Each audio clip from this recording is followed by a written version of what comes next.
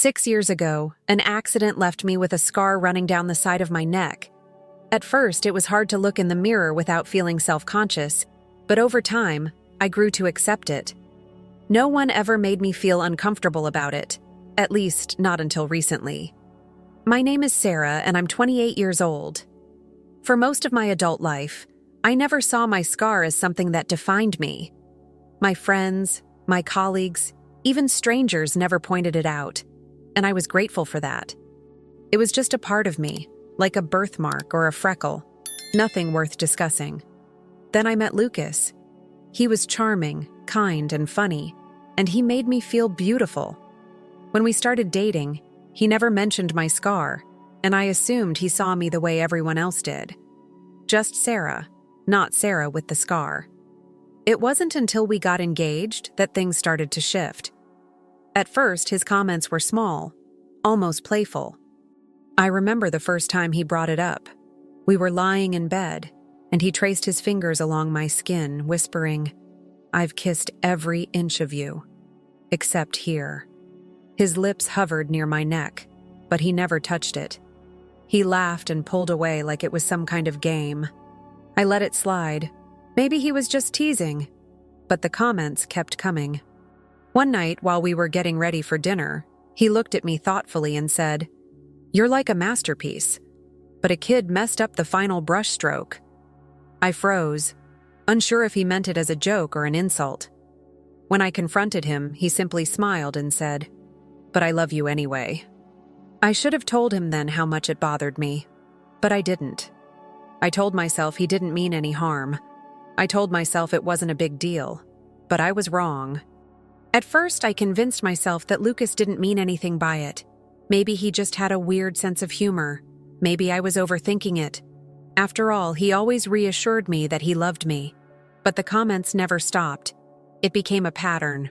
Small remarks, said with a smirk, always disguised as playful teasing. "You know, I bet I could have been a vampire in another life," he joked once. "Too bad I can't bite your neck. Don't want to ruin the artwork." He laughed, kissed my cheek, and went on with his day as if he had said nothing at all. I started feeling self-conscious in a way I never had before. Every time he touched me, I wondered if he was thinking about my scar. If he kissed my shoulder or my collarbone, I couldn't help but notice how he carefully avoided my neck. It wasn't just a coincidence. One night, as we lay in bed, I finally gathered the courage to say something. "Lucas, can you stop making comments about my scar? I know you're trying to be playful, but it makes me uncomfortable." He looked genuinely surprised. "Come on, Sarah, I'm just messing with you. You know I love you. I think you're beautiful, scar and all." Scar and all. Like it was some flaw I had to be reassured about. "I just don't like it," I insisted. "Even if it's a joke." He sighed, shaking his head. "You're too sensitive." That was the moment I should have pushed harder. But instead, I let it go. Maybe I was being too sensitive. Maybe I was making a big deal out of nothing. But deep down, something in me had already started to crack. As the wedding planning took over my life, I tried to push my doubts aside. There were invitations to send, a venue to confirm, and a million little details demanding my attention. But no matter how busy I got, those comments from Lucas kept creeping back into my mind. It wasn't just the words themselves, it was the way he said them. The smirk, the teasing tone, the way he always brushed it off when I told him to stop. It made me wonder, was I really being too sensitive, or was he just refusing to take me seriously? One evening, as we sat on the couch scrolling through wedding ideas, he casually rested his hand on my shoulder. His fingers drifted toward my neck, then stopped just short of the scar. "You know," he murmured, "I should get a tattoo of your scar so we match. Then people will think we're a real couple." I stiffened. "What does that even mean?" He chuckled. "It means we'd be connected. A little inside joke between us." I pulled away from him. "It's not a joke to me." His face fell for a second before he shook his head. "You always take things the wrong way, Sarah. I love you. I don't know. I thought we were at the point where we could joke about anything. But it wasn't a joke. It was my body. My scar. And for the first time, I started wondering, if he really loved me, why did he keep bringing it up? Why did he make me feel like it was something that needed to be overlooked, tolerated? I should have confronted it then, forced him to understand. But instead, I did what I had always done. I swallowed my feelings and moved on. At least I tried to. The wedding was approaching fast, and I told myself that Lucas's comments weren't worth ruining everything over. I had already sent out invitations, booked the venue, and chosen my dress. I loved him. I wanted to marry him. But then, he said something I couldn't ignore. We were at his parents' house, sitting in the living room with his family. His mom and dad were beaming, talking about how excited they were for the wedding. Lucas had his arm around me, relaxed, smiling. It felt like a normal evening until it wasn't. "I can't believe we're finally getting married," I said, trying to soak in the moment. Lucas chuckled and squeezed my shoulder. "Yeah, I'm marrying you, minus the scar." Silence. I felt my stomach drop. My chest tightened. Did I hear that right? I turned to him, waiting for him to realize what he had just said. Waiting for him to backtrack, to apologize, to laugh nervously and say it came out wrong. But he didn't.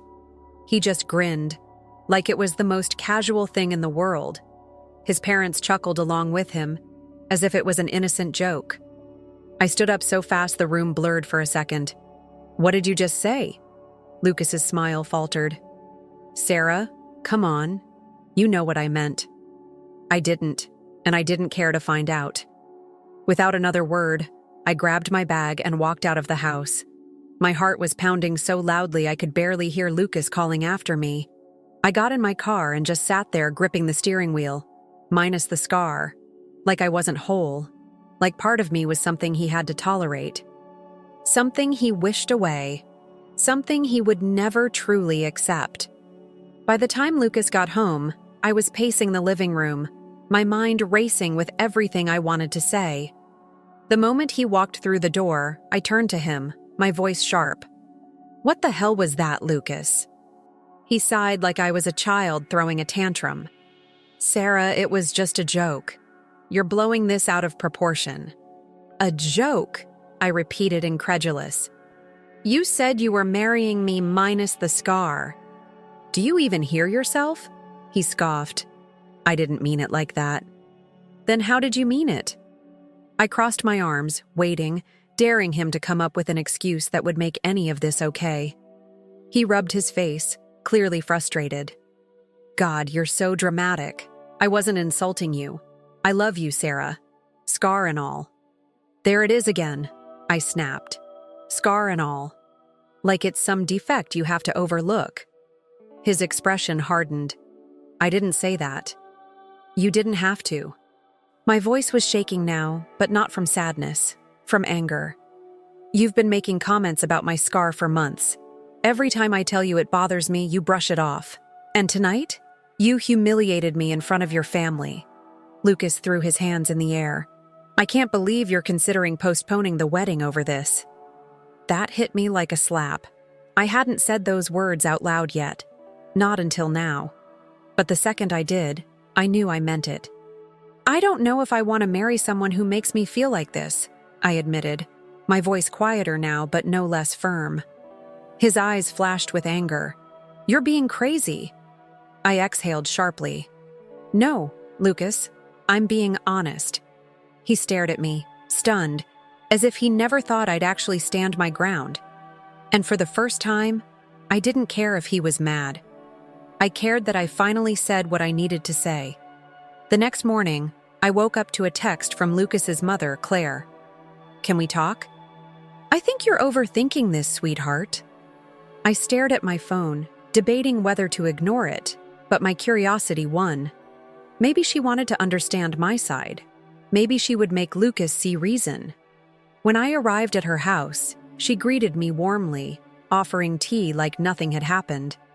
But the moment we sat down, I realized this wasn't a conversation. It was an intervention. Sarah, she began, her voice soft but firm. I think we both know this isn't about Lucas's comment. I blinked. It's not? She gave me a sympathetic smile. Honey, it's about the scar. You're clearly not over it, and that's okay. Trauma is complicated.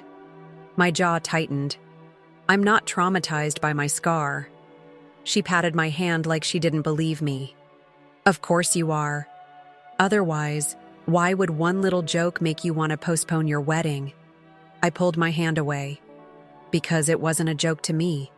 Claire sighed, shaking her head. Lucas loves you. He chose you. But you're letting something so small ruin everything. I felt heat rise to my face. It's not small. It's about respect. If he truly loved me, why does he keep making comments about it? She leaned back, looking at me with pity. Because men joke, Sarah. That's what they do. You're taking this way too personally. I stood up, my chair scraping against the floor. I am taking it personally. Because it's personal. Claire didn't stop me as I walked toward the door, but before I left, she said one last thing. Think about what you're throwing away, sweetheart. The scar isn't the problem. You are. I didn't reply. I just walked out, realizing for the first time that I wasn't just fighting Lucas. I was fighting the idea that my feelings didn't matter at all. Frustrated and exhausted, I drove straight to Mia's apartment. She was my best friend, the one person I knew would give me an honest opinion. The moment she opened the door and saw my face, she didn't even ask. She just pulled me inside and handed me a glass of wine. All right, she said, sitting across from me. Tell me everything. So I did. I told her about all of Lucas's comments, how they started as small remarks but built up over time. I told her about the fight, about how he dismissed my feelings. And then I told her about Claire, how she made it sound like I was the problem, like my scar was the issue, not Lucas's words. By the time I finished, Mia was fuming. Are you serious? She snapped. His mom actually said that to you? I nodded, gripping my glass tighter. She said I was traumatized and needed therapy. Mia scoffed. Unbelievable. No, Sarah, you're not traumatized. You're just sick of being disrespected. I exhaled slowly. But what if I am overreacting? What if it really is just a joke, and I'm making a big deal out of nothing? No, she said immediately. It's not just a joke if it hurts you.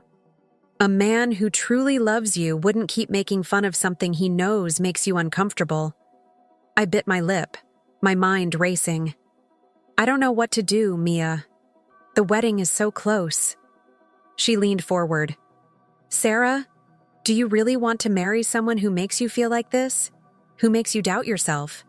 Because it sounds like Lucas doesn't respect you as much as he claims to love you. I swallowed hard. I had been avoiding that thought for days, maybe even months. But hearing Mia say it out loud made it impossible to ignore. And for the first time, I realized postponing the wedding might not be the craziest idea after all.